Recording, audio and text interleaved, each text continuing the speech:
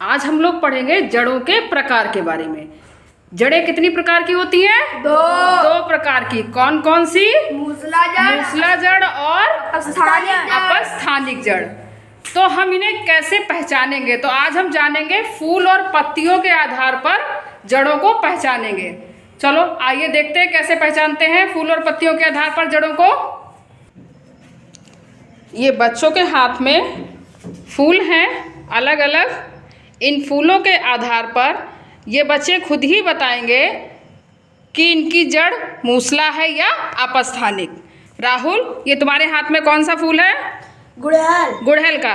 इसमें कितनी पंखुड़ियां हैं? चार। काउंट करो। 1 2 3 4। जिन पौधों के फूलों में 4 या 5 पंखुड़ी होती हैं उन पौधों की जड़ें होती हैं मूसला जड़। कैसी होती हैं? मूसला जड़।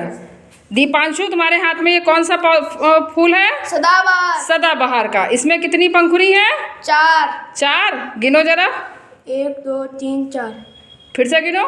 1 2 3 4 5। कितनी पंखुड़ी हैं? 5। तो इसकी भी जड़ कैसी होगी? मूसला जड़। कि जिन फूलों की पंखुड़ी 4 या 5 होती हैं उन पौधों की जड़ें कैसी होती हैं? मूसला जड़। अच्छा, ये तुम्हारे हाथ में जीसू बाबू कौन सा फूल है? ये गुलाब का। जे गुलाब कहाँ है? कौन सा फूल है ये? हाँ, इसमें कितनी पंखुड़ी हैं? 3 या 3 के गुणज में। 3 या 3 के गुणज में जिन पौधों की फूलों की पंखुड़ियां होती हैं उनमें कौन सी जड़ होती है? अपस्थानिक। कौन सी होती है? अपस्थानिक। ये तुम्हारे हाथ में क्या है शताक्षी? कौन सा फूल है? बेले का फूल। इसमें कितनी सारी पंखुड़ी हैं? बहुत सारी हैं। 3 या 3 के गुणज में। ठीक है। 3 या 3 के गुणज में जिन फूलों की पंखुड़ियां होती हैं उन पौधों की जड़ें कैसी होती हैं?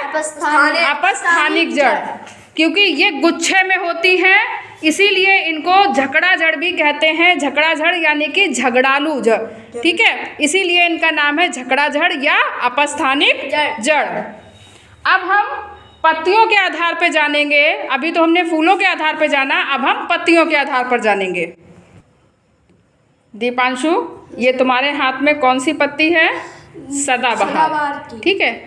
तो पत्तियों के आधार पर हम कैसे जानेंगे कि जिन पत्तियों में शिराविन्यास कैसा हो? जालिकावात। अब देखो इसको गौर से, पूरी जालीदार जालिकावात है।